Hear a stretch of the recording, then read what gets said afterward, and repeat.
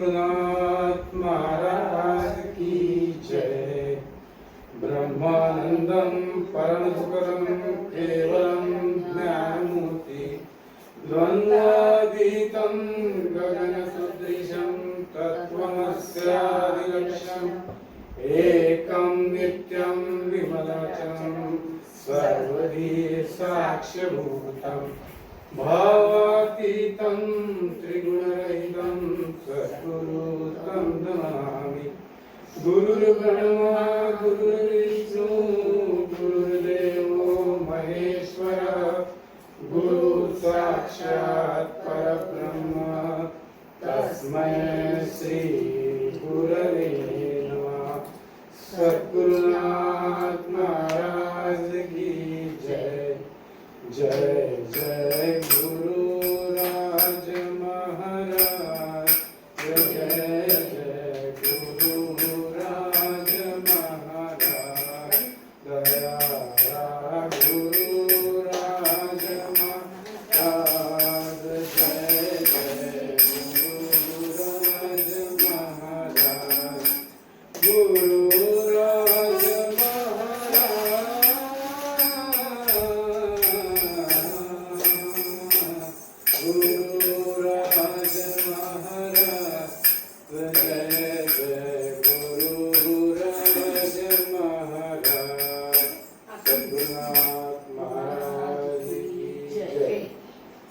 मेरे सतगुरु पूर्ण नमामि। मेरे सतगुरु पूर्ण नमामि।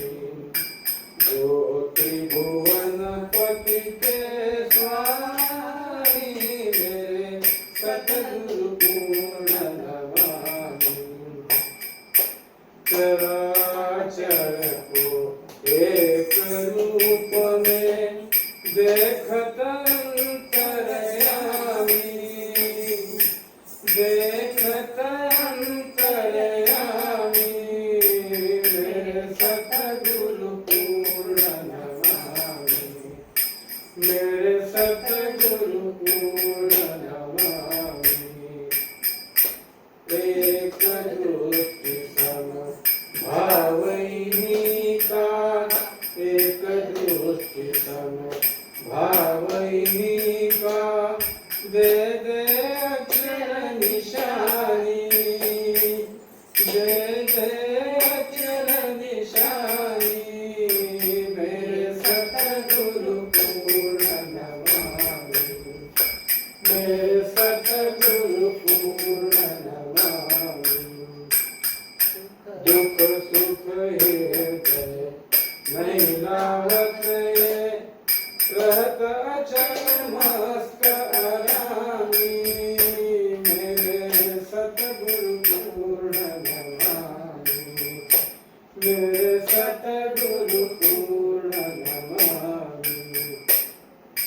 भागीरथी का अचरज है भागीरथी का अचरज है दास को कर कलामी दास को कर कलामी मेरे सतगुरु पूर्ण नमामि।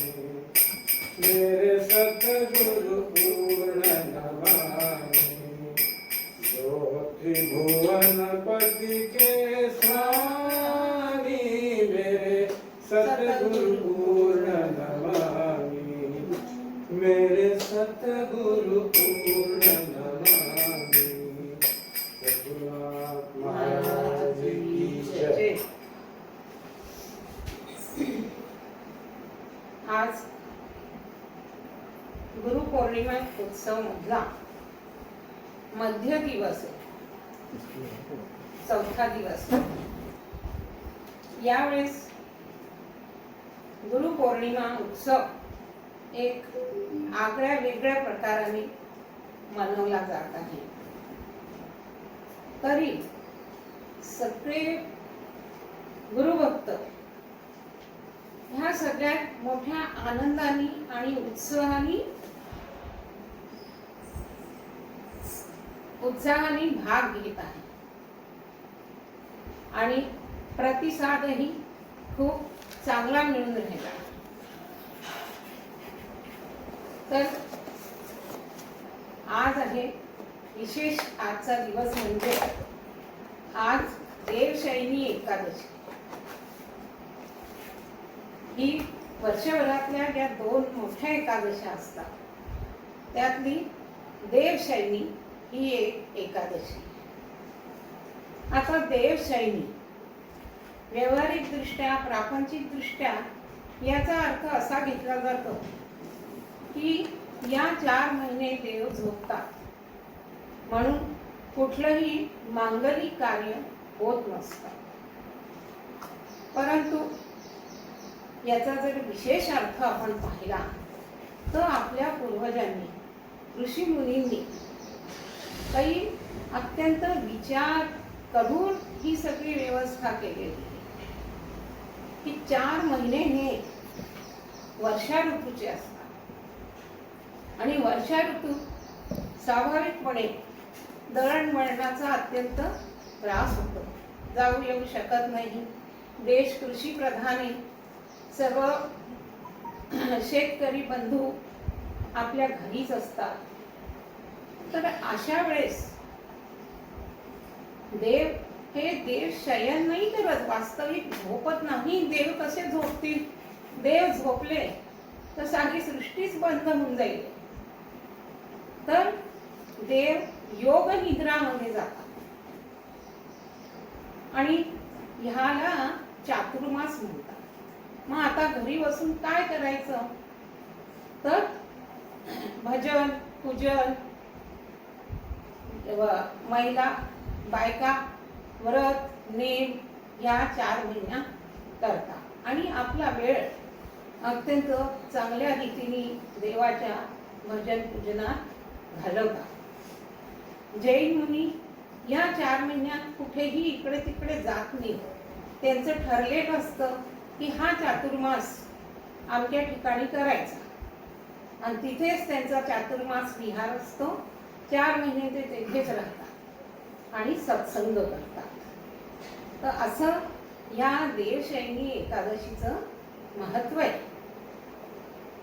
या एकादशीला आषाढी एकादशी पण म्हणतात. आषाढी एकादशीला काय विशेष गोष्ट म्हणजे, विशेष महत्वाची बाब म्हणजे की पंढरपूरची वारी पंढरपूरला पोचते आणि वारी म्हटलं की काय विचारता. जे वारकरी असतात सगळे ते चालत चालत चालत चालत पंढरपूरला कुठूनही दुरून येतात, कसेही येतात आणि त्यांना कसलीच फिकर नसती आपल्या देहाची नाही, काही नाही. विठ्ठल विठ्ठल विठ्ठल विठ्ठल भजन करत ते सगळं आपला देहभाव प्रपंच संसार विसरून विठ्ठलात रमून जातात. कशासाठी? तर पंढरीनाथाचं, पांडुरंगाचं दर्शन घेण्यासाठी.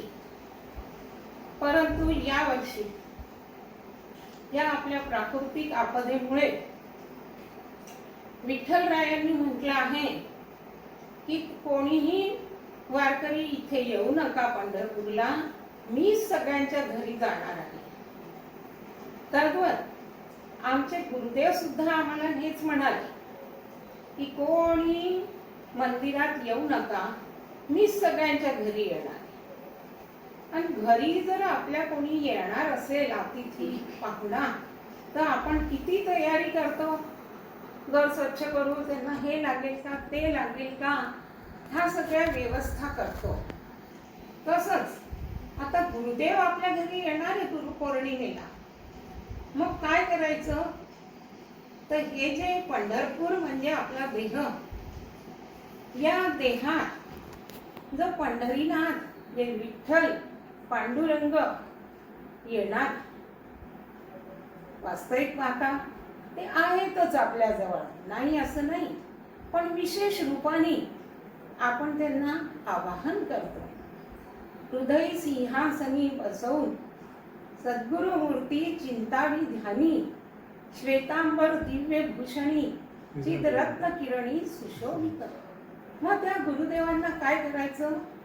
की आपलं अंतःकरण, आपलं हृदय अगदी पवित्र निर्मळ करून गुरुदेवांना आवाहन करायचं की माझ्याकडे या गुरुराया मम मंदिरी, असं आवाहन करायचं. आणि खरंच सांगते, गुरुदेवांची आपण सगळ्यांनी मानस पूजा करायची. मानस पूजा करण्यात अत्यंत आनंद आहे. बाहेर आपण तिथे जाऊन करतो गुरुदेवांची पूजा, ती तर आहेच विषय, सगळे मिळून करतो. पण मानस पूजात सुद्धा आगळा वेगळा आनंद आहे. याचा अनुभव एकदा घेतला की तीर्थयात्रेत असताना आता सकाळी काय करायचं, आंघोळ झाल्यावर तर रोज 10 मिनिटं स्वस्थ बसून मानस पूजा करायची. खूपच आनंद होतो. आपण म्हणतो उजियले हृदयात सद्गुरु, उजियले हृदयात. त्यांना हृदयात बसायचं आणि पूजा करायची.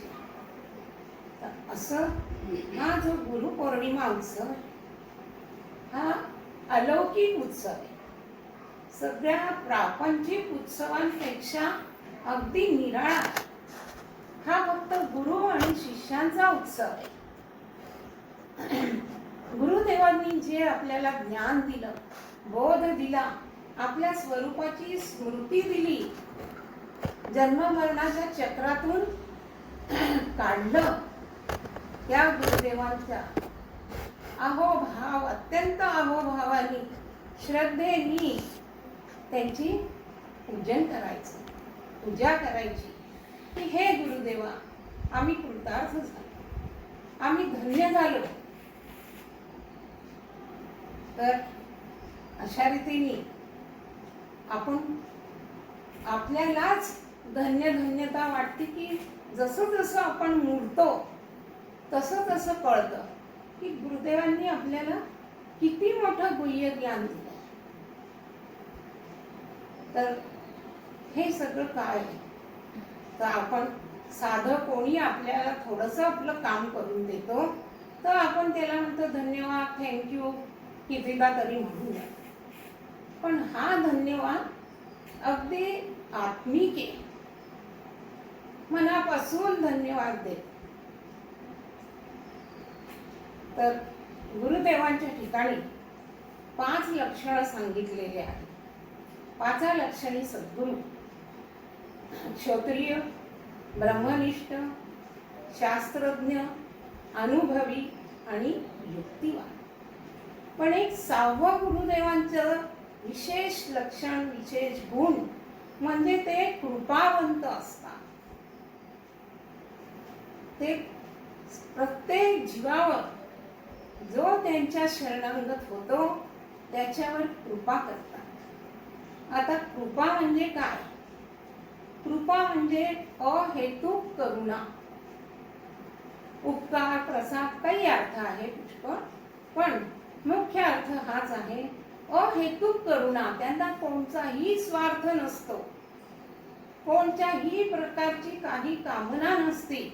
केवळ त्यांना करुणा येते जीवाची की हा जीव एवढा नरतनु घेऊन विनाकारण या प्रपंचात मी म्हणून दुःख भोगून राहिला आणि जन्म मरणाच्या चक्रात सापडून राहिला. तर म्हणून ते जे त्यांना शरण येतात त्यांच्यावरती कृपा करतात. आणि कृपा त्यांची कशी आहे, तर सगळ्यांवर सारखी असते. जसं सूर्याचा प्रकाश सगळी दूर सारखा पडतो, पाऊस सगळी दूर सारखा पडतो, असं नाही की इथेच पडील आणि तिथे नाही पडणार. त्याप्रमाणे त्यांची कृपा ही प्रत्येक शिष्यावर सारखीच होत असते.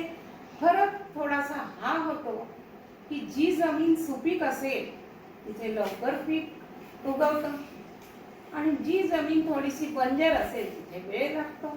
त्याप्रमाणे आपल्या आपल्या शिष्याच्या भूमिकेप्रमाणे ती कृपा कशी संपादन करायची याच्यावर अवलंबून असतं.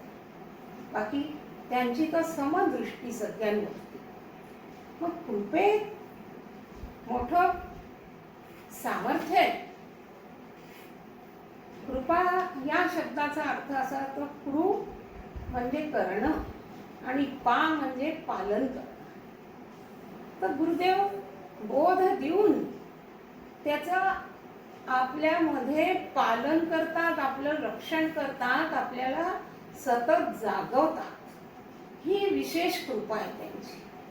म्हणून या वर्षी जे आम्ही पद घेतलंय, मूळ पद, ते आहे धन्य धन्य धन्य सद्गुरु कृपावंत, चरणी ठेवीन भाव अखंडित.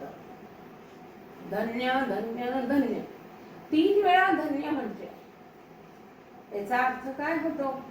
तर त्यांनी आम्हाला 3 देहातून, 3 अवस्थेतून, 3 गुणातून, 3 उत्पत्ती स्थिती आणि लय ह्या 3 मधून, 3 देवांमधून, ब्रह्मा विष्णू महेश, ह्या सगळ्यांना जो आम्हाला समज देऊन, बोध देऊन की तू याच्यापेक्षा वेगळा आहे, हा अर्थ. म्हणून धन्य धन्य धन्य सद्गुरु कृपावंत, चरणी ठेवीन भाव अखंडित. अशा गुरुदेवांच्या चरणावरती सतत प्रत्येक गुरुदेवाचा, प्रत्येक शिष्याचा भाव अखंडित राहतो. तर त्यांच्या कृपेचं काय सामर्थ्य आहे? तर शास्त्रात असं सांगितलं आहे की गुरुकृपा आणि कुलदेवतेची कृपा ज्याच्यावर होते त्याला आत्मज्ञान लवकर होतं आणि मदत होती आत्मज्ञान व्हायला. मग कृपा काय, कृपेने काय होतं गुरुदेवांच्या?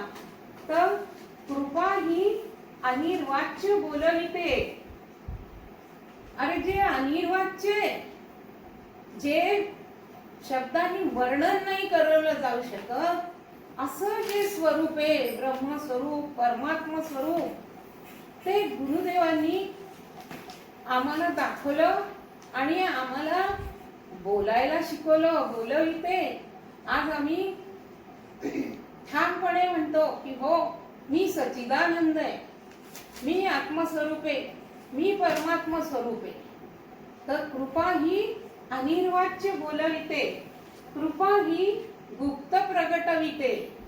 जे गुप्त आहे, परमात्मा सगळी दूर भरलेला आहे, देव सगळी दूर भरलेला आहे, पण तो कोणाला दिसतच नाही या जन्मदृष्टी. मग गुरुदेव काय करतात की हे जे गुह्य ज्ञान आहे की तो परमात्मा कसा भरलेला आहे, तू कसा सच्चिदानंद रूप आहे, तू कसा आत्मस्वरूप आहे, हे गुरुदेव आम्हाला त्यांच्या अत्यंत कृपाशीलतेने, अत्यंत प्रयत्नाने हे ते आम्हाला एकदा 100 वेळा समजवतात. कृपा ही गुप्त प्रगटविते, कृपेने पहा दृश्य मिथ्या झाले. त्यांच्या कृपेनेच हे दृश्य, ज्याला आम्ही आजपर्यंत खरं मानत होतो आणि सुखी दुःखी होत होतो, जरा काही घटना झाली की दुःख, चांगलं झालं की सुख, हे करत होतो, तर त्यांनी सांगितलं की हे सगळं मिथ्या आहे, हे जाणार आहे, याच्यातलं काही सुखही राहणार नाही, दुःख पण राहणार नाही, देहासहित हे सगळं मिथ्या आहे. कृपा झाल्या काळ तोही न त्रासे. विशेष त्यांची कृपा काय की त्यांनी आमचं मृत्यूचं भय काढून टाकलं. प्रत्येक जीव मृत्यूला घाबरतो, पण त्यांनी आम्हाला बोधात हे सांगितलं की जाणारा आहे, तो देह आहे, तो नाशिवंत आहे, तो जाईल, काळ त्याला घेऊन जाईल, तुमचं काहीही होणार नाही, तुम्ही आहेच आहे, न तुम्हाला जन्म झालाय न मृत्यू होणार आहे, तुम्ही जसेचे तसे आत्मस्वरूप आहातच आहात. ही गुरुदेवांची कृपा, इतकी कृपा गुरुदेवांशिवाय, सद्गुरु शिवाय, गुरु तर पुष्कळ आहे जगात, कलागुरु, शिक्षक गुरु पुष्कळ आहे, पण हे गुरु हे आपल्या जन्माचे साथी नाहीये. आणि सद्गुरु हे जन्माचे साथी आहे. ते जन्म मरणापासूनच वेगळं करतात आणि जीवनात आनंद, समाधान, आपलं निजपद, निज स्वरूप, निजानंद देतात. असे सद्गुरु आणि अशी त्यांची कृपा. तर कृपेचं सामर्थ्य सुद्धा अचाट आहे. कृपेने काय होतं तर मुकम करोति वाचालम पंगु लंघयति गिरिम यत् कृपा तवहम वंदे परमानंदम माधवम. की त्यांच्या कृपेने मुकम करोति वाचालम, मुका व्यक्ती बोलायला लागतो. आता हे कसं का तर आम्ही पहिले मुको होतो, परमार्थातलं काही समजत नव्हतं. एक देव आहे तो वरती आहे बस एवढीच कल्पना होती आणि मी जीव आहे, मला जन्म मरण ही कल्पना होती. पण त्यांच्या कृपेने काय झालं, बाकी इकडलं आम्हाला काही ब्रह्म काय नाही काय काही माहिती नव्हतं, मुक होतो. त्यांनी वाचाल केलं.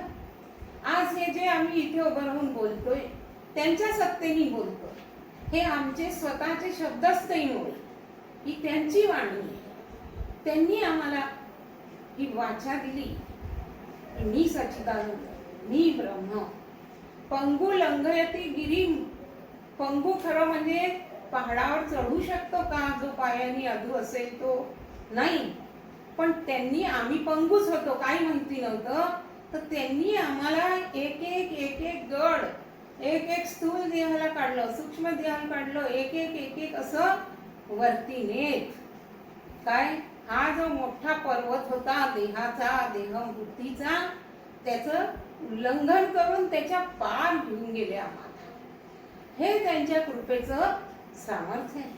तसंच एक शंकराचार्यांच्या जीवनात घडलेला कथानक आहे की शंकराचार्य बद्रिक आश्रमच्या गुहेत ब्रह्मसूत्रमाला याचं भाष्य लिहित होते. आणखी मग ते त्यांच्या शिष्यांना त्याचं वर्णन सांगायचे. तर एक दिवस काय झालं, सगळे नदीवर गेले स्नान वगैरे करायला शिष्यासहित. आणि स्नान वगैरे करून सगळे परत आले. सगळे शिष्य तयार होऊन बसले. पण एक शिष्य काही आला नाही. त्याचं नाव होतं गिरी. तर तो थोडासा जड बुद्धीचा होता. तर सगळे शिष्य म्हणायला लागले त्याला काय तसंही काही समजत नाही, तुम्ही सुरू करा. पण सद्गुरु हृदय त्यांनी पाहिलं की हे असं समजतात का त्याला. त्यांनी आपल्या अंतरशक्तीने, आपल्या कृपेने तो तिथे गुरुदेवांचे कपडे धुत होता नदीवर. तर त्याला प्रेरणा दिली, आपल्या ज्ञान दिलं आपल्या. आणि मग तो जेव्हा आला तर त्याला म्हटलं त्यांनी की बैस त्रोटक वृत्तांत सांग म्हण. त्यांनी पूर्ण त्रोटक वृत्तांत म्हणून दाखव. हे काय, ही गुरुदेवांची आपल्या शिष्यावरती कृपा. आणि हे त्यांचं सामर्थ्य. असे काही उदाहरण मिळतात की गुरुच्या सामर्थ्याने काय नाही होऊ शकत. तर त्यांचं सामर्थ्य अचाट आहे. म्हणून आपण म्हणतो धन्य धन्य धन्य सद्गुरु कृपावंत. त्यांनी आमच्यावरही कृपा केली. आता कशी केली ती रोज आपल्या श्रवणात येऊन राहिली आहे. आज चौथा दिवस. आजची कडी आहे जागृती स्वप्न सुषुप्ती झाली वाव सतत तुर्या एकत्व प्रकाशनी. हे आजच्या 2 ओळी आहेत. आता जागृती, स्वप्न आणि सुषुप्ती. त्यांनी आधी 3 देहाचं निरसन केलं. स्थूल देह, सूक्ष्म देह, कारण. 3 देहांचं निरसन केलं. मग आज आता 3 अवस्थेंचं निरसन करणारे की जागृत, स्वप्न, सुषुप्ती. हे रोजच्या व्यवहारातली गोष्ट आहे.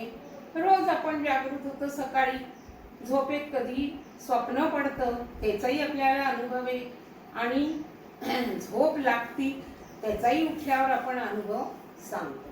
म्हणजे हे आपल्यासाठी तिन्ही अवस्था काही नव्या नाही, पण त्यांच्या सांगण्याचं आपल्याला त्याचं निरसन करतात येते. तर ते म्हणतात की या तिन्ही अवस्था बुद्धिगत अवस्था, आणि तिन्ही अवस्था एकदेशीय आहे. एकदेशीय म्हणजे कशा, की जागृती असली तर स्वप्न सुषुप्ती नसते, स्वप्न असलं तर जागृत सुषुप्ती नसते, आणि सुषुप्ती असली तर जागृती नाही, स्वप्नही नाही. अशा या म्हणजे काय की या एकदेशीय आहे. पण याला पाहणारा मी, याला अनुभवणारा मी सच्चिदानंद या तिन्हांनाही जाणणारा आहे, आणि याच्यापासून मी वेगळा आहे. अशा रीतीने गुरुदेव या तिन्ही अवस्थेचं निरसन करतात. आता पहिली अवस्था आहे जागृत अवस्था. जागृत अवस्था ही स्थूल देहाचं प्रतिनिधित्व करते. तर सकाळी सगळ्यांना माहिती आहे, सगळ्यांचा अनुभव आहे की सकाळी आपल्याला जाग येते, पहिले जाग येते, मग आपण थोडंसं जागृत होतो, डोळे उघडतात, आणि प्रत्येक जण जागं झालं की आपापल्या कार्याला लागून जात. आज इथे जायचंय, तिथे जायचंय, हे करायचंय, ते करायचंय, कारण सगळा व्यवहार जागृतीतच होतो. इव्हन पक्षी, प्राणी सगळे रात्री झोपतात फक्त निशाचर प्राण्यांना सोडून, आणि सकाळी पहा किती लवकर पक्षी चहचहाट करायला सुरुवात करून देतात. ते उठून जातात, त्यांना असं नाही आज आळस येतोय नाही उठायचं, ते उठून जातात. तर सगळे उठतात. आणि कशासाठी ही सगळी धडपड चालती, तर प्रत्येक जण आपलं पोट भरण्यासाठी क्रिया करतात. इकडे जातील, तिकडे पाहतील, तिकडे खायला मिळतं का, इकडे खायला मिळतं का, आणि हा मनुष्य जीव सुद्धा ह्याच आपल्या उद्देशांच्या पूर्ती करता जागृतीत सारा व्यवहार करतो. जागृतीचं प्रतिनिधित्व मुख्य नेत्रस्थान. जागृतीचं काय, नेत्रस्थान म्हणजे नेत्र उघडले की सगळे दूर जागृती येते आणि सगळा व्यवहार होतो. तर जीव जागा असून त्यास मग याला सगळ्याचं ज्ञान कसं होतं, जीवाला कशामुळे होतं जागृती ज्ञान, तर पंच ज्ञानेंद्रिय, पंच कर्मेंद्रिय आणि अंतकरण चतुष्टय यांचं कार्य, यांचं दैवत असं मिळून 42 तत्वांची जागृती अवस्था आहे. तर आता पहिले आपण घेऊ ज्ञानेंद्रिय. अध्यात्म आहे श्रोत्र, त्वचा, चक्षु, जिव्हा, घ्राण आणि गुदा, गुदाने घ्राण. मग विषय सगळ्यांना हे सगळं माहिती आहे आपल्याला, परंतु डोळ्याचा विषय शब्द, त्याची दैवत दिशा, त्वचेचा विषय स्पर्श, वायू, चक्षु म्हणजे रूप, त्यांचे दैवत आहे सूर्य, सूर्याशिवाय काही रूप दिसत नाही, जिव्हा रस, वरुण दैवत, घ्राणाचा गंध, वास सुवास घेतो अश्विनी कुमार. त्याप्रमाणे कर्मेंद्रिय वाक, पाणी, पात, गुदा, शिष्ण. ह्याच्या वाक म्हणजे वचन, त्यांची देवता आहे अग्नी. पाणी म्हणजे हात, हातापासून आदान प्रदान होतं जागृती अवस्थेत, देवता इंद्र. पाद म्हणजे गमनागमन, चालणं इकडे तिकडे, देवता उपेंद्र. शिष्ण म्हणजे आनंद, देवता प्रजापती. गुदा म्हणजे विसर्ग, देवता मृत्यू किंवा यम. मग अंतकरण चतुष्टय, याच्या मन, बुद्धी, चित्त, अहंकार. मनाचं काम काय, संकल्प विकल्प करणं, देवता चंद्रमा.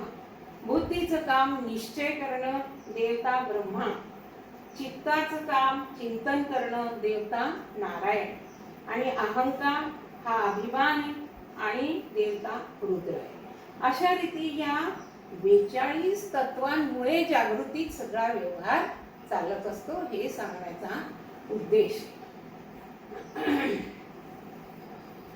तर जाग झाल्यापासून निजेपर्यंत जे व्यवहार होता, तर गुरुदेव आपल्याला काय सांगतात की जाग झाल्यापासून निजेपर्यंत ह्या तत्वांनी जे व्यवहार होता त्याला जाणणारा, त्याचा अभिमान घेऊन नाही बसायचं की हो असं झालं याच्यात, मग त्याचं सुख दुःख नाही घ्यायचं. कारण ह्या सगळ्याला जाणणारा तू याच्यापासून अलिप्त आहे, तू वेगळा आहे, असं जागृतीचं निरसन करतात. जागृतीचं काय नेत्रस्थान आहे. जागृतीत वाचा कोणती असते? वैखरी वाचा. आणि भोग स्थूल आहे, सुख दुःख भोग. क्रियाशक्ती सगळं क्रिया होती, रजोगुणे सगळं करायचं, हे करायचं ते करायचं, म्हणून रजोगुण, आकार मातृका आणि विश्व अभिमानी. जे आम्ही करता भक्ताचा दिवसभर अभिमान घेतो त्या तो आहे विश्व अभिमानी. अशा रीतीने ही जागृत अवस्था पासून मी याला जाणणारा मी वेगळा आहे. आणि ब्रह्मविद शास्त्रज्ञ जागृती अवस्थेला 3 भागात विभाजित करतात. जागृती जागृत म्हणजे जागृती तर सगळे जण आहे, आपण सगळे जागृत आहे, पण खरं जागृत नाही याची. खरं तो काय नुसतं पंच विषयांचं जे 5 वस्तू आहे, आहार मिथून भय निद्रा, ह्याचा कस लागलेला असतो. पण जागृतीत खरा जागृत कोण होतो? तर संत सद्गुरू होता. आणि ते जीवालाही जागृत करतात. यांचं अहंकार किंवा यांचं सुख दुःख मनावर घेऊ नको, तू याच्यापासून वेगळा आहे. तर अशा रीतीने ती जागृत अवस्था ही काय झालं? जागृती जागृत. जागृतीमध्ये जो जागा झाला तो खरा जीवनात जगण्याच्या योग्यतेचा झाला, खरं जीवनाचा अर्थ त्याला कळला. मग जागृती स्वप्न. जागृत झाल्यावरती त्याला हा सगळा संसार स्वप्नवत वाटला पाहिजे, सगळा मिथ्या खोटा वाटला पाहिजे की जाणारा येणार आहे, राहणार आहे. आणि असं जे ब्रह्मविद असतात संत सद्गुरू त्यांचं होतं. ते काहीही इतकं गुरुदेवांचं पाहिलं, दिवसभर काय व्हायचं, यायचं कोणी, जायचं, काही सांगायचं, ते जसेच्या तसे असायचे. समोर व्यक्ती आला की हो हो करू, तो गेल्यावर काहीच नाही. आपली काय सवय असती की तो व्यक्ती गेला की मग जो कोणी आपल्या आसपास असेल त्याच्यावर चर्चा करतो. ही आजकाल कशी होऊन गेली ना, दुबळी दिसती, अशी आहे तशी आहे. पण गुरुदेवांचं हे काही नाही, ऐकलं त्यांचं हो हो केलं झालं. तर आणि तिसरी आहे जागृती सुषुप्ती. म्हणजे ते जागृतीच्या व्यवहाराकडे नसतातच, त्याच्यापासून ते सुषुप्तीत असतात. ते कशात असतात? आपल्या ब्रह्मसमाधीत, ब्रह्म ज्ञानात असतात. अशी जागृती 3 प्रकारची सांगितली. मग आता दुसरी अवस्था येते स्वप्न अवस्था. तर स्वप्न अवस्था काय की जागृतीमध्ये जे विषय पाहिले, जे ऐकले, त्यांच्या वासना अंतःकरणात चिकटून राहिलेले असतात, त्यांचे संस्कार अंतःकरणात चिकटून राहिलेले असतात. आणि त्याच्यामुळे काय होतं की तो सगळा प्रपंच झोपेत दिसतो. आता आपण आपल्याला सगळ्यांना अनुभव आहे की स्वप्न दिसलं की काय होतं, सगळं दिसतं व्यवहारासारखं. की आपण कुठे गेलोय, पाऊस पडतोय, तर कोणाशी भांडण झालं, कुठे कोणाशी काय बोललो, सगळं सगळंच अगदी जागृतीसारखं दिसतं. पण जेव्हा झोप उघडती, अरे इथे तर काहीच नाही, पाणी नाही, तो व्यक्ती नाही, कोणीच नाही, हे स्वप्न आहे. ही स्वप्न अवस्था आहे. तर याच्यात जो प्रपंच दिसतो तो खरा नसतो, ही प्रातिभासिक सत्ता याला म्हणतात. मग स्वप्न अवस्थेचं स्थान कोणचं आहे? कंठस्थान. कंठातून गीता नाडी असती कंठामध्ये, त्याच्यामुळे स्वप्न पडतं. आणि याच्यात मध्यमा वाचा म्हणजे बोलतो तर खरी आपण, पण आवाज काही बाहेर निघत नाही. मध्यमा वाचा, प्रविविक्त भोग, ज्ञानशक्ती. कारण आता आपल्याजवळ काहीच नाहीये स्वप्नात, तर जी आपली आंतरिक ज्ञानशक्ती त्यांनीच आपल्याला हे सगळं कळतं की काय दिसतंय काय होतंय. म्हणून सत्वगुण, उकार मातृका आणि अभिमानी कोणे याचा तेजस. तेजस म्हणजे आत्म्याच्याच प्रकाशाने, त्याच्याच तेजाने स्वप्न आपल्याला दिसतं. तर आपल्याला गुरुदेव समजवताना फार छान समजवतात स्वप्न अवस्थेचं उदाहरण देऊन, की अरे जसं स्वप्नात काही खरं नसतं, दिसतं सगळं पण काही खरं नसतं, तसंच या प्रपंचाला माना, तसंच या दृश्य जगाला माना, हे सुद्धा स्वप्नवत आहे. कारण हे कधीच स्थिर राहिलेलं नाहीये. आज कसं आहे, उद्या कसं आहे, एवढंच आहे की ते आपलं छोटं स्वप्न असतं आणि हे काय दीर्घ स्वप्न. आपण व्यवहारातही म्हणतो अगं बाई अगदी ते दिवस स्वप्नासारखे होऊन गेले, जसं काही स्वप्नच होतं ते. तर अशा रीतीने ही स्वप्न अवस्था आहे. आणखी स्वप्न अवस्थेच्या उदाहरणावरूनच आपल्याला गुरुदेव हे सांगतात की हे जग प्रपंच हे सुद्धा सगळं स्वप्न अवस्थाचे. याच्यासाठी तिन्ही अवस्था समजायसाठी आपण एक अचल रामांचं पद घेतलं आहे की चौथे पद का लक्ष्य बताया, समझ विचार निश्चय कर डाला. पद मोठं आहे पण ह्या तिन्ही चारी अवस्थेचंच वर्णन याच्यात आहे. मग आता पुढे येते तर गुरुदेव परत समजवता की स्वप्नालाही पाहणारा तू आहे, त्याचं साक्ष देणारा तू आहे, तू याच्यापासून वेगळा आहे. मग तिसरी अवस्था येते सुषुप्ती अवस्था. सुषुप्ती म्हणजे गाढ झोप. तर सुषुप्ती अवस्थेचं स्थान काय आहे? हृदयस्थान. हृदयस्थानातून होतं. आणि वाचा पश्चंती म्हणजे न वैखरी आहे न मध्यमा आहे, अगदी जी सुरुवातीची जी असती, ज्याला म्हणतात की सूक्ष्म विचारांची संस्कार रूप वाचा, ती सुषुप्तीमध्ये असती. आणखीन आनंद भोग. सुषुप्तीमध्ये काय? आनंद. सकाळी उठलं छान झोप लागली की आपण किती फ्रेश वाटतं आपल्याला, म्हणतो आज छान झोप आली, आज छान. आणि नाही आली की आज झोपच नाही झाली आणि फ्रेशही नाही वाटत, आज झोपच नाही झाली, असं आपला चालू राहतं. मग याच्यात तमोगुणे, मकार मातृका आणि प्राज्ञ अभिमानी आहे. तर गाढ निद्रेत इंद्रियांचे व्यापार, वृत्तीयुक्त बुद्धी कारण ज्ञानात बुडून राहते. सगळा जो व्यवहार आहे इंद्रियांचा बुद्धीचा सगळं कारण रूप अज्ञानात बुडून राहती. जागृती स्वप्नातले व्यवहार लेश मात्रही अनुभवात येत नाही. सुषुप्ती अवस्था फार छान आहे. एकदा झोप लागली की क्लेश काही असले, काही चिंता असली, काहीच राहत नाही आणि मनुष्य स्वस्थ सगळ्या विचारांना सोडून झोपलेला असतो. म्हणून पुष्कळदा ज्याला जास्त पीडा असती, त्रास असतो, तो डॉक्टर काय करतात, झोपेची गोळी नाही तर इंजेक्शन देऊन देतात की याला स्वस्त झोप लागो. म्हणून गुरुदेव सांगतात की या अवस्थेचा तू काय, तू दृष्टा आहे. कारण कसा दृष्टा आहे? झोपेत तर तू काही बोलू नाही शकत आहे, पण उठल्यावर मात्र तू त्याचा अनुभव सांगतो, म्हणजे तू तिथे होताच. आणि झोप उठल्यावरती आपण काय सांगतो की आज झोप छान लागली, आज अगदी पूर्ण 6-7 घंटे झोप लागली. पुष्कळांना अनिद्रेचा त्रास होतो तर मग ते त्याच्यासाठी औषध पाणी करतात. आणि याचा अभिमानी कोण आहे?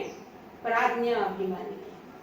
तर अशा रीतीने ही सुषुप्ती अवस्था. तर अज्ञानी जन काय करतात या तिन्ही अवस्थेमध्ये कि सभी दृश्य पदार्थों में यह मेरा है ऐसी भावना करते की हे माझंच आहे, मी झोपलेलो होतो. तर अशा रीतीने पण ब्रह्मज्ञानी काय करतात किंवा संत सद्गुरू ह्याला सुद्धा कसं पाहता, वेगळेपणाने नुसतं साक्षी भावाने पाहतात की हो झोपलं होतं. म्हणून पहा, गुरुदेवांचं पुष्कळ वेळा पाहिलं की त्यांना रात्र झोप नाही यायची पुष्कळदा, पण त्यांनी कधी काही कोणत्या प्रकारे शिकायत नव्हती, त्यांची कंप्लेंट नव्हती की आज झोप नाही आली, आज काही नाही. उठलं की आपले व्यवहार परत सुरू, त्याला महत्वच देत नाही की झोप आली काय नाही आली काय, अशी त्यांची स्थिती झालेली असती. तर अशा प्रकारे ही तिसरी अवस्था सुषुप्ती अवस्था. मग या तिन्ही अवस्था कशा करून टाकल्या गुरुदेवांनी आपल्याला?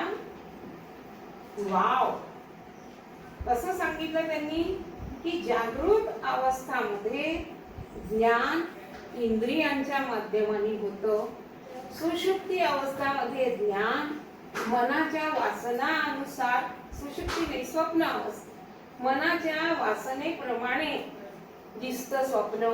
आणि सुषुप्तीमध्ये मन पण सुप्त होऊन जातं, मनही तेथे राहत नाही, काही आशा नाही, अपेक्षा नाही, काही नाही, स्वस्थ झोपलेला असतो. मग तो म्हणून तो उठल्यावर सांगतो की मला चांगली झोप लागली. म्हणजेच काय की याला जाणणारा कोण आहे? याला जाणणारा तू आत्मस्वरूपच स्वतःच आहे. तर अशा प्रकारे गुरुदेवांनी तिन्ही अवस्थेंचा निराश केला. तिन्ही अवस्थेंना आम्हाला समजावून सांगितलं की कोणाची आहे, कसं कार्य होतं. आणि तू याला, पण तू मात्र तिन्ही अवस्थेत होता. तू जागृतीतही होता, तू स्वप्नातही होता आणि तू सुषुप्तीत पण होता. तुझा कधी लोप होत नाही.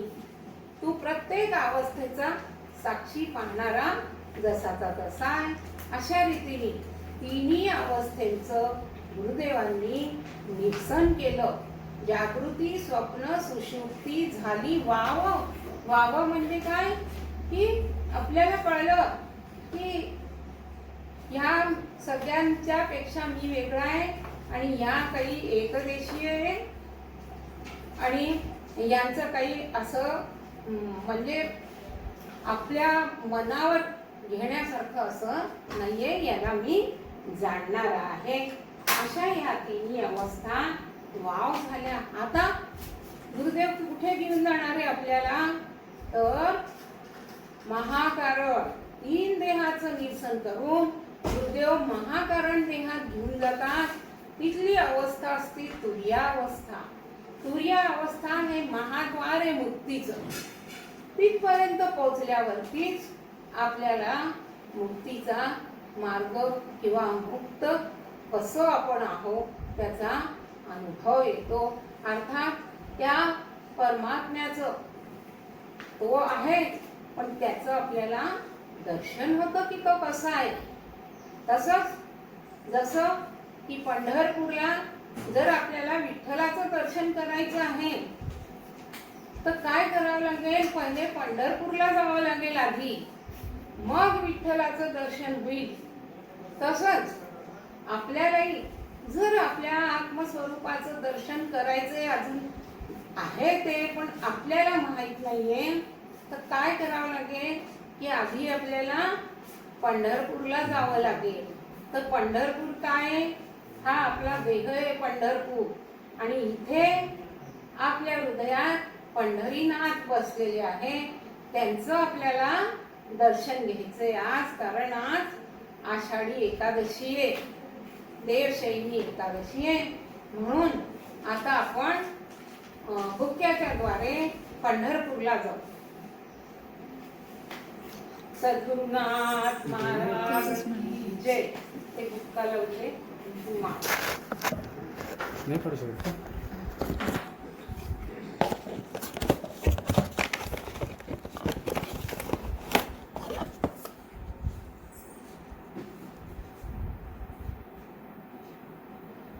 The Bluetooth device is ready to pair.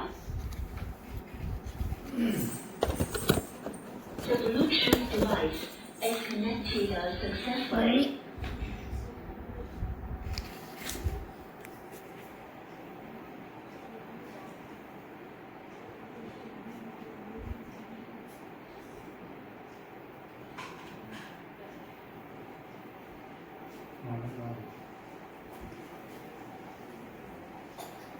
सद्गुरुनाथ महाराज की जय.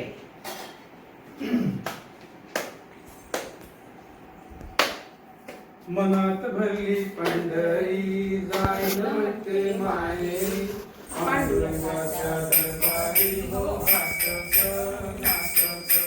मनात भरली पंढरी जाईल म्हणते माहेरी पांडुरंगाच्या दरबारी हो हासत नाचत. चंद्रभागे वाळवंट तिथेच आमचे वैकुंठ आनंद भरला घनवाट नाचत हसत. आनंद भरला घनवाट हसत नाचत. डोळ्यात भरला विठोबा डोळ्यात भरला विठोबा कंठात भरला तुकोबा मुखात भरला ज्ञानोबा हसत नाचत. मुखात भरला विठोबा हसत नाचत.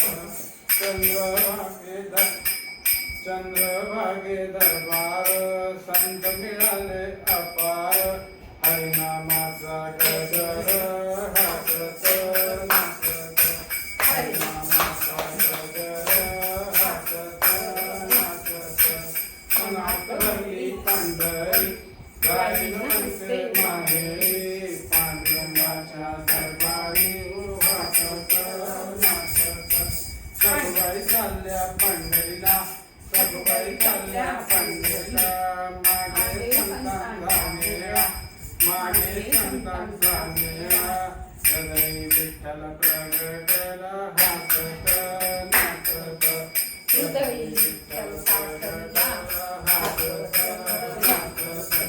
मनात भरली पंढरी जाईल म्हणते माहेरी पांडुरंगाच्या दरबारी हो हसत नाचत. पांडुरंगाच्या दरबारी हो हसत नाचत. सद्गुरुनाथ महाराज की जय. विठ्ठल विठ्ठल विठ्ठल विठ्ठल विठ्ठल विठ्ठल विठ्ठल विठ्ठल विठ्ठल विठ्ठल. सद्गुरुनाथ महाराज की जय.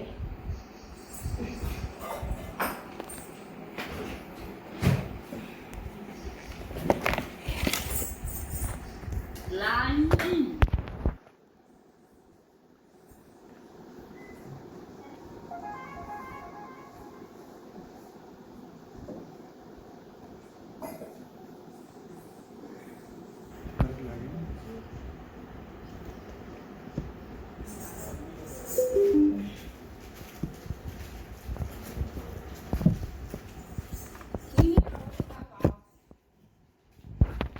जागृती स्वप्न दृश्य.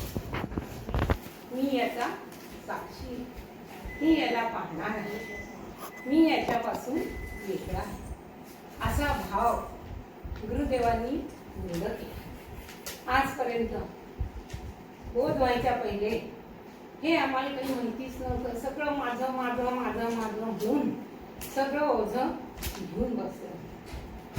आता गुरुदेव काय करतात तर आपल्याला स्थूल देह, सूक्ष्म देह, कारण देह याला उल्लंघून महाकारण देहात येतात.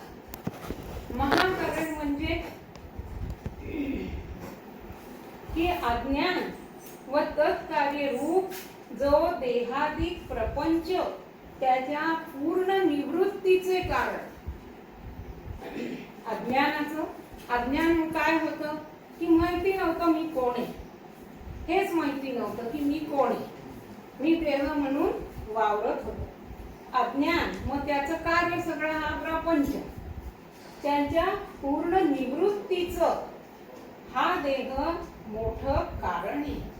या देहात या सगळ्याचा निवृत्ती होती, निराश होतो, म्हणून याला महाकारण देह म्हणतात. गुरुदेव सुद्धा आपल्या परमात्मा परमपदाच्या अवस्थेत असतात, परमात्मा स्वरूप असतात. पण जेव्हा शिष्याची करुणा होती, शिष्य करुणा करतात, तेव्हा ते पृथ्वीवर प्रगट होतात. तर ते दिसायला दिसतील आपल्या स्थूल देहात सगळं, पण ते महाकारण देहात असतात. ते महाकारण देहात असतात आणि ते शिष्याला पण महाकारण देहातच घेऊन जातात. जसं एखादी ट्रेन चालली आहे, आणखी कोणी समजा खाली आहे, राहिलंय ट्रेनच्या खाली म्हणजे बाजूला, तर काय की जो ट्रेन मध्ये असतो तो नाही उतरत खाली, तो काय करतो, तो हात देतो आणि त्याला ओढून घेतो वर. त्याप्रमाणे गुरुदेव स्वतः तुर्य अवस्थेत असतात आणि ते शिष्याला सगळं तिन्ही देह तिन्ही अवस्थेंचं निरसन करून महाकारण देहात घेऊन येतात. आता महाकारण देह म्हणजे काय, याची अवस्था आहे तुर्या अवस्था. जसं जागृत स्वप्न सुषुप्ती या अवस्था आहे, तशी महाकारण देहाची अवस्था आहे तुर्या. याचं स्थान आहे मूर्धनी स्थान.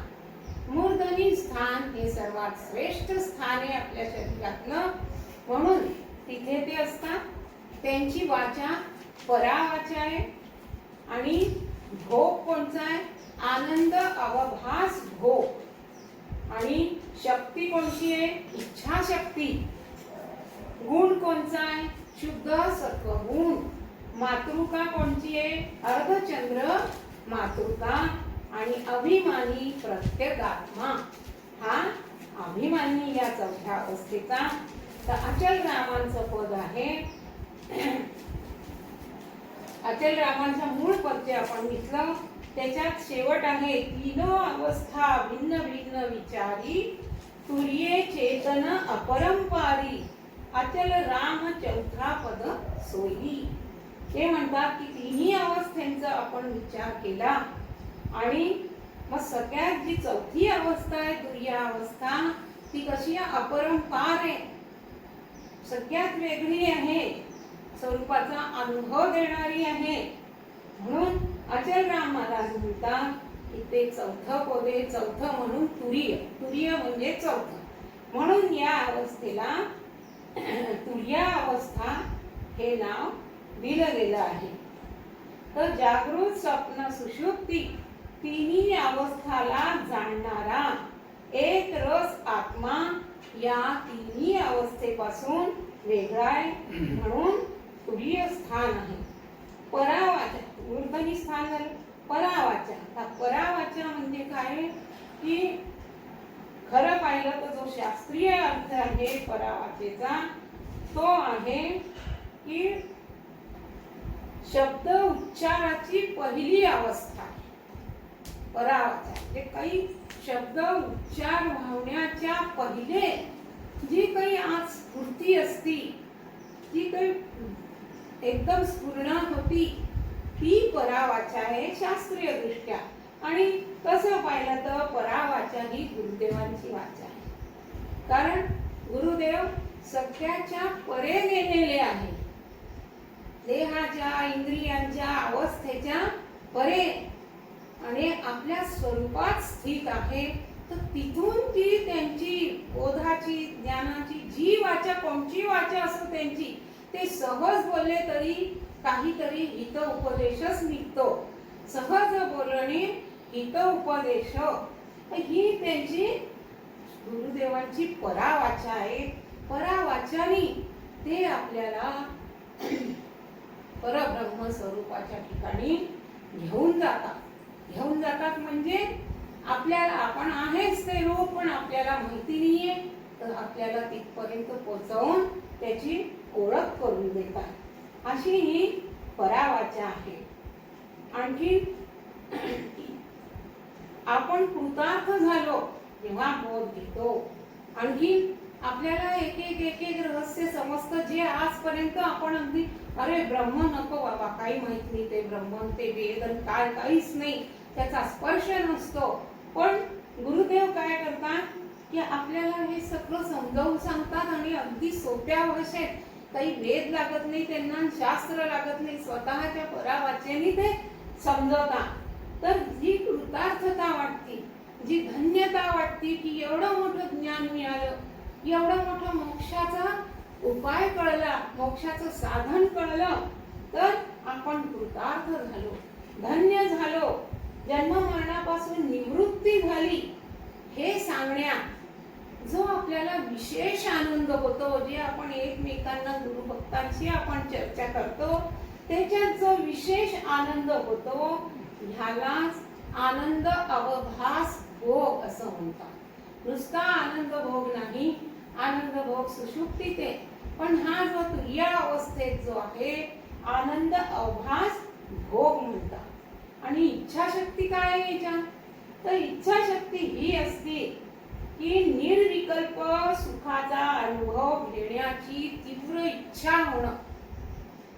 खरा साधक असतो, खरा अधिकारी शिष्य असतो, त्याला हे सगळं समजल्यावरती ज्ञान, त्याची तीव्र इच्छा होती की ह्या निर्विकल्प, ज्याच्यात काहीच विकल्प नाही, जे परम सत्य आहे, त्याच्यात कोणी त्याला खोडू खाडू शकत नाही, कोणी दुसरं काही सांगू शकत नाही, असं जे निर्विकल्प सुख आहे त्याचा आपणही अनुभव घेतला पाहिजे.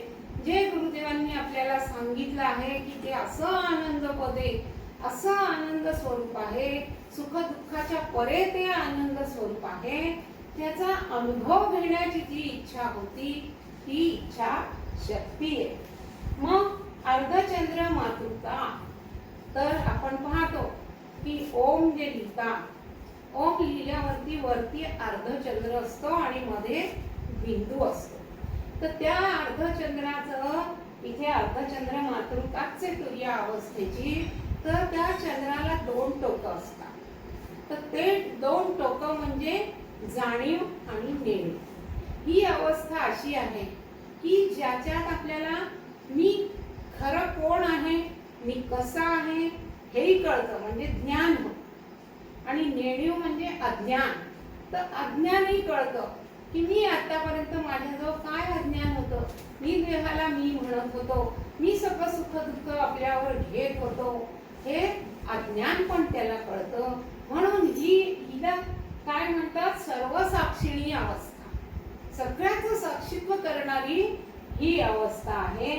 तर हे अर्धचंद्र मातृका आणि मध्ये बिंदू, मध्ये जो बिंदू आहे तो म्हणजे आपलं चैतन्य स्वरूप.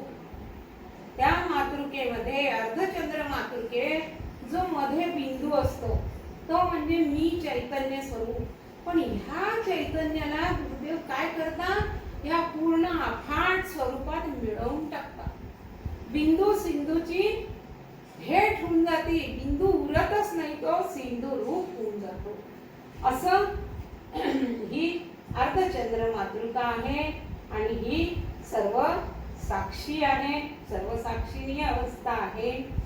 आणि हे मोक्षाचं महाद्वार आहे. महाद्वारापर्यंत गुरुदेव आपल्याला घेऊन येतात की बस आलो, आता मंदिरात जातो, एक लागतं दार, दुसरं लागतं, तिसरं लागतं, मग आज गर्भगृहात देव असतात. तर तसं हे सगळं ओलांडून आपल्याला महाद्वारापर्यंत गुरुदेव घेऊन येतात आणि मग दाखवतात, पहा तुझं स्वरूप, पहा तू कसा. मग ती काय अनिर्वचनीय अवस्था आहे.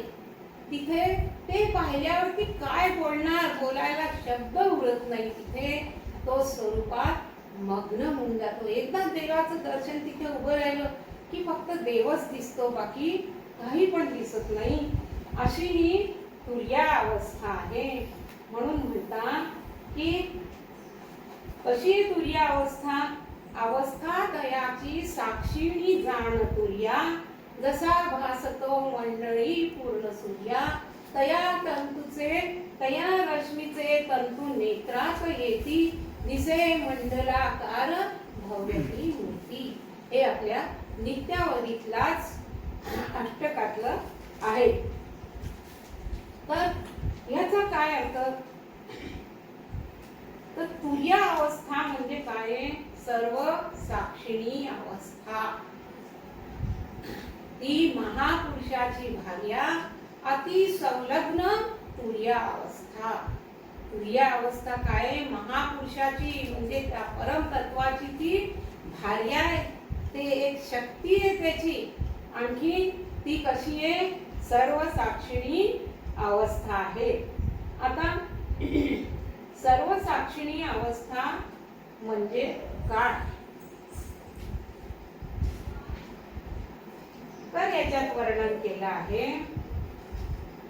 की मुळी अहम ब्रह्म जे स्फुरण, विद्या अविद्यात्मक शक्ती दोन, हे जया भासमान तो साक्षी रूप बोध आत्मा. की अहम ब्रह्म हे स्फुरण झालं तर इथपासूनच माया सुरू होऊन जाते. इथपर्यंत मायेचं राज्य आहे. अहम आला कारण त्याच्या, म्हणून हे मायेचं राज्य इथपर्यंत. पण इथपर्यंत जायला मायेचाच आपल्याला सहारा घ्यावा लागतो. मग इथे विद्या आणि अविद्या या दोन शक्त्या असतात. तर हे ज्याला भासमात्र होऊन जातं, जो हे जाणून जातो हे सगळं भासमान आहे, तर ती जी तो साक्षी, तो जाणणारा, तो कसा आहे? साक्षी बोधरूप आत्मा.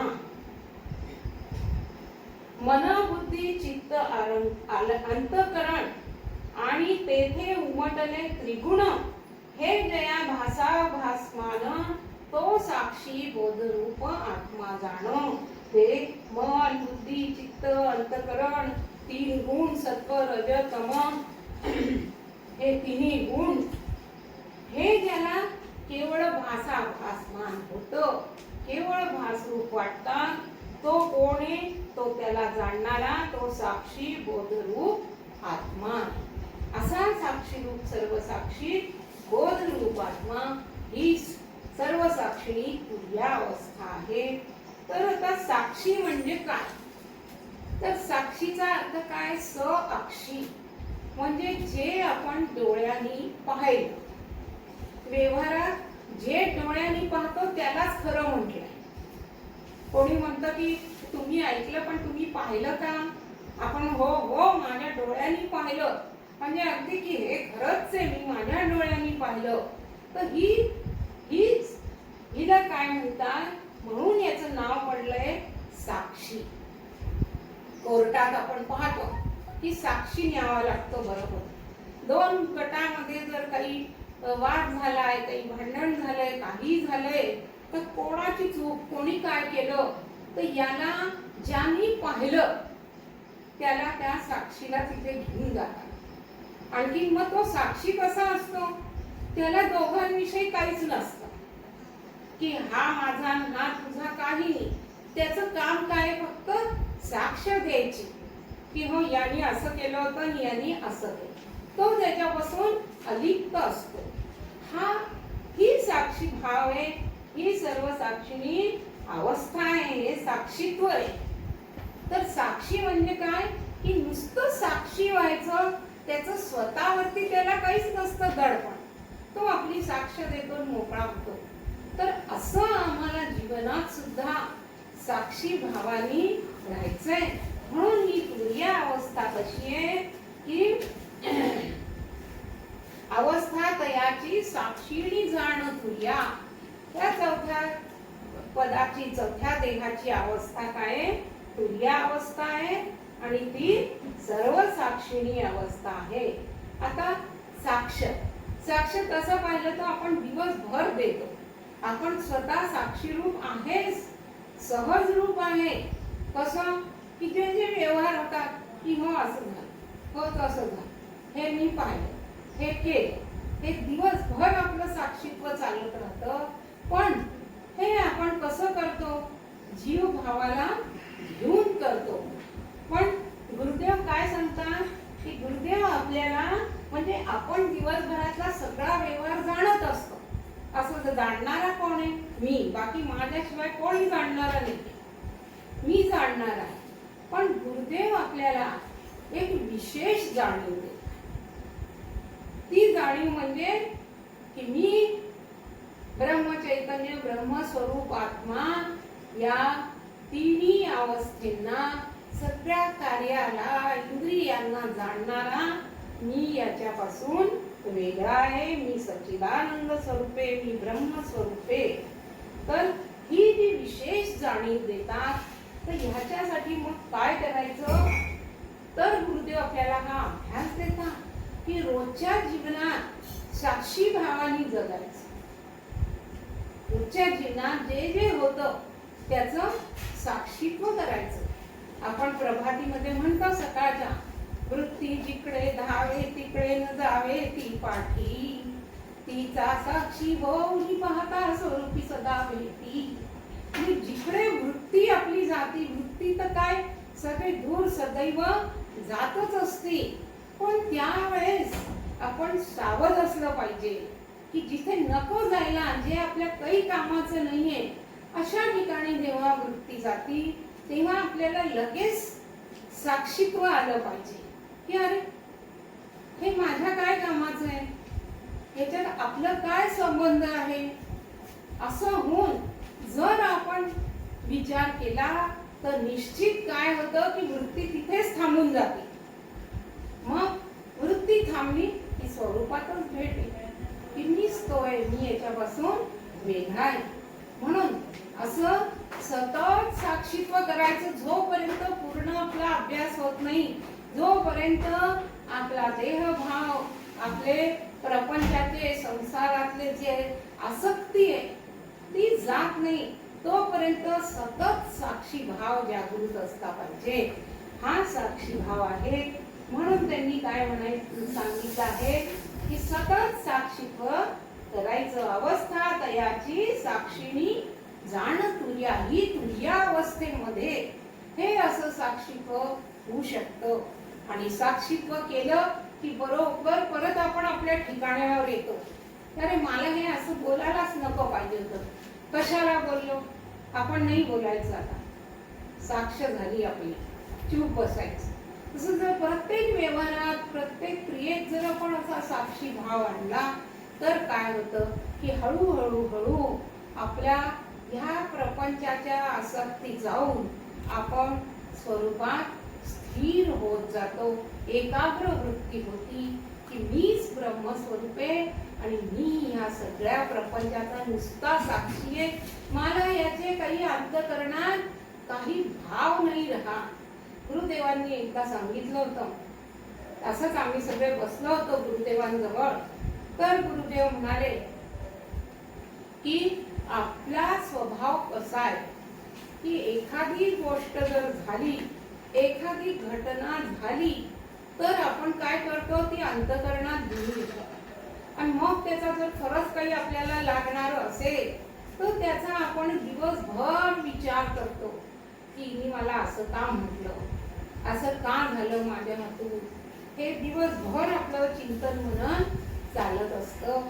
तर मग अशा वेळेस काय करायचं? गुरुदेव म्हणतात अरे तो विषय झाला, ते तिथेच वाक्य संपलं, त्याच्यानंतर आपल्या अंतःकरणात त्याचे पडसाद कशाला घ्यायचे, आपल्या अंतःकरणात ते कशाला सगळं इकट्ठ करून ठेवायचं. तो क्षण गेला, तो विषय गेला, आपण परत आपल्या स्वरूपात राहायचं. ही साक्षिणी अवस्था आहे. आणि आपण साधकांना, आपण या साधनेत लागलेलो आहोत, तर आपल्याला हे तर सतत सतत जोपर्यंत आपला भाव जात नाही, आपला भाव मी ब्रह्म आहे याच्यात पक्का होत नाही, तोपर्यंत सतत साक्षीत्व करायचं. अवस्था तयाची साक्षीणी जाण तुर्या. जसा भासतो मंडळी पूर्ण. आता आपल्या पदात आहे की सतत तुर्या एकत्वे प्रकाशली. मग ही जी सर्व साक्षिणी अवस्था आहे ही सतत आहे, सतत आहेच आपण साक्षी, पण आपल्याला कळत नव्हतं ही सतत आहे. आणि कशी एकत्वे प्रकाशली की या अवस्थेमध्ये आपण जसं सूर्य आकाशात आला की तो काय करतो, सगळ्या वस्तूंवर प्रकाश टाकतो. असं नाही की हे चांगलं आहे तर नका टाकून, हे वाईट आहे तर नका टाकू, सगळ्यांवर सारखा प्रकाश टाकतो. तशी ही तुर्य अवस्था आहे. ही प्रकाश रूप आपण स्वतः स्वयंप्रकाशी आहे. आपल्याला कोणाच्या प्रकाशाची आवश्यकता नाहीये, आपण स्वयंप्रकाशी आहे. कसं याचं उदाहरण सांगतात गुरुदेव की वस्तू बाहेरच्या जगातल्या पाहायला आपल्याला त्रिपुटी लागती, डोळे पाहिजे, प्रकाश पाहिजे, डोळ्यामध्ये दर्शन घ्यायची शक्ती पाहिजे, तेव्हा ती आपल्याला वस्तू दिसते. पण जेव्हा अंधार असतो तेव्हा काय की डोळे तर काम करत असले, काही कुठलीही वस्तू दिसत नाही.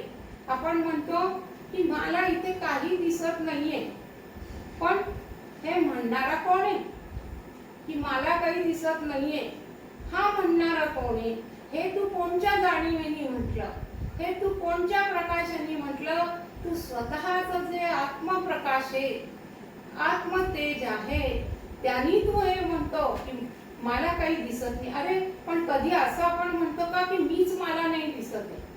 किती अंधार असो असं म्हणू का की मी कुठे गेलो मला नाही दिसत आहे, मी कुठे? असं नाही.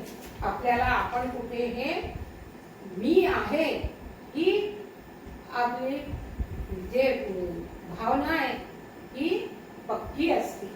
तर म्हणून काय की हे आपण स्वयंप्रकाश, आपण सगळ्यांना प्रकाश देणारे आहोत. हे मोठं रहस्य गुरुदेव आपल्याला गुह्य ज्ञान सांगतात की अरे हे सगळं दिसतंय, हे कशामुळे दिसतंय?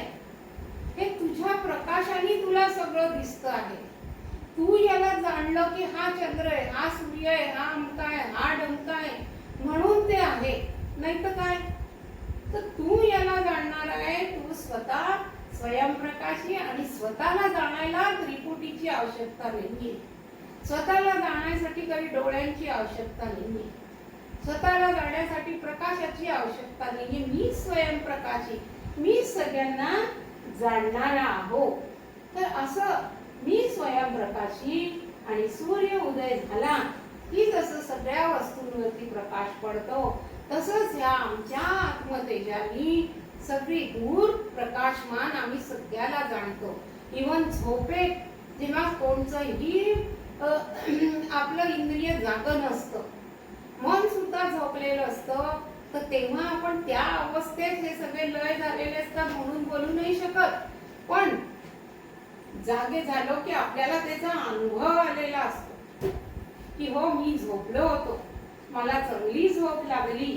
तर ही जी साक्षिणी अवस्था आहे तर मी स्वतः स्वयंप्रकाशी.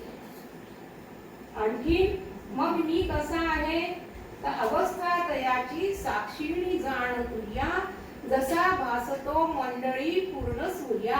ह्या आपल्या अखंड मंडलात जसा सूर्य सगळीकडे प्रकाश करतो आणि सगळं दिसू लागतं, तसं मी माझ्या आत्मप्रकाशाने, मी माझ्या साक्षिणी अवस्थेने, सर्व साक्षीत्वानी सगळं जाणतो. मग काय म्हणतात, तया रश्मीचे तंतू नेत्रात येते. हा जो आपला स्वयंप्रकाश आहे तो कुठे, तो डोळ्यात येतो आणि डोळ्यांना आपल्या दृष्टी मिळती, दिसे मंडलाकारती भव्य मूर्ती. मग त्या आत्मतेजाने आपल्याला सगळी दूर परमात्मा स्वरूप दिसतं, प्रपंच दिसतच नाही. की अरे हे सगळं जितकं दिसतंय नामरूप हे सगळं एका अधिष्ठानावरती उठलेलं आहे. या सत्याच्या खाली काय, सत्याचं अधिष्ठान काय, परमात्मा स्वरूप आहे.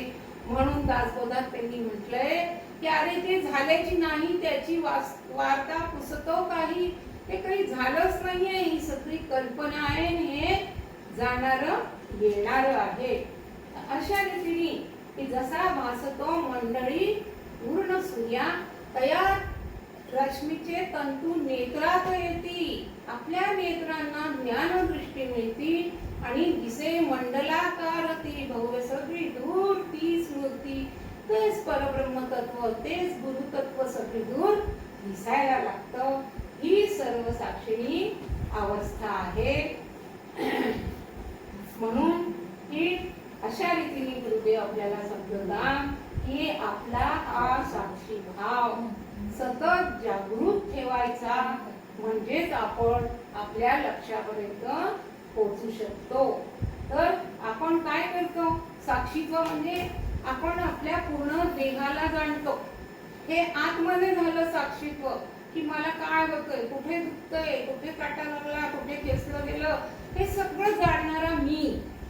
आणि तसंच आत जसं साक्षीत्व तसं बाहेर आपण काय पाहतो की पूर्ण ब्रह्मांडात काय एक परमात्मा स्वरूप अस्ति भाती प्रिय रूपाने भरलेलं आहे, अस्तित्वात आहे, आपल्याला भासतं आणि ते प्रिय रूपे सगळ्याचं अधिष्ठान परमात्मा स्वरूप आहे. म्हणजे पिंड आणि ब्रह्मांडाला जाणणारा मी सर्व साक्षी असा आहे.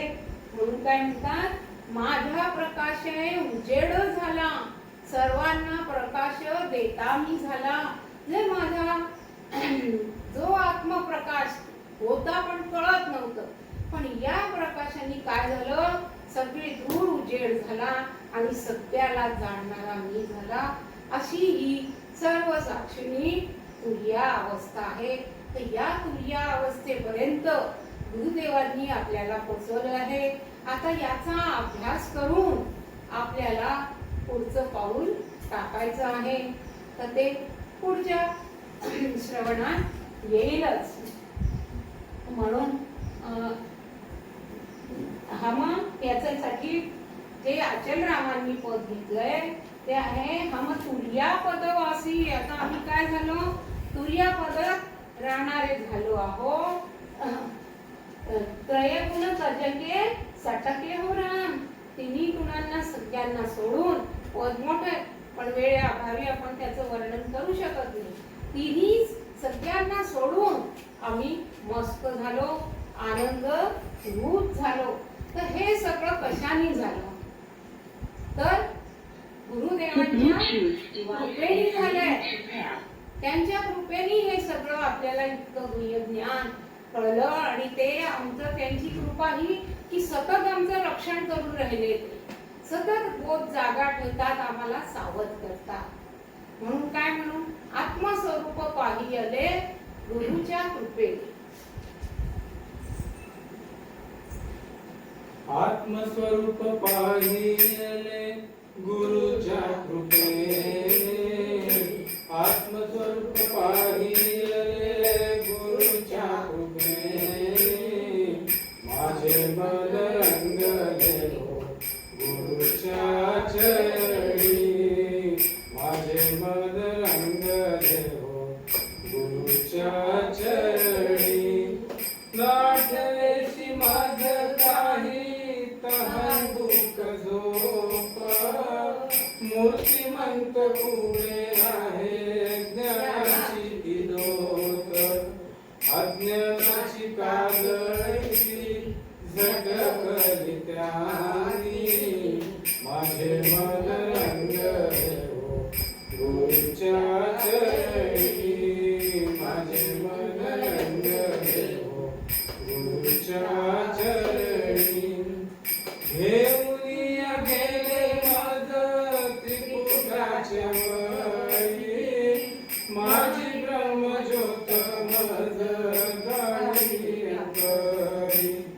देव नाही भूमीवरी सद्गुरु वाचुनी, माझे मन रंगले हो गुरुच्या चरणी, माझे मन रंगले हो गुरुच्या चरणी. ब्रह्मज्योत पाहुनिया मती अर्पणी, मी तू पण मग वृत्ती पालटली. दास ही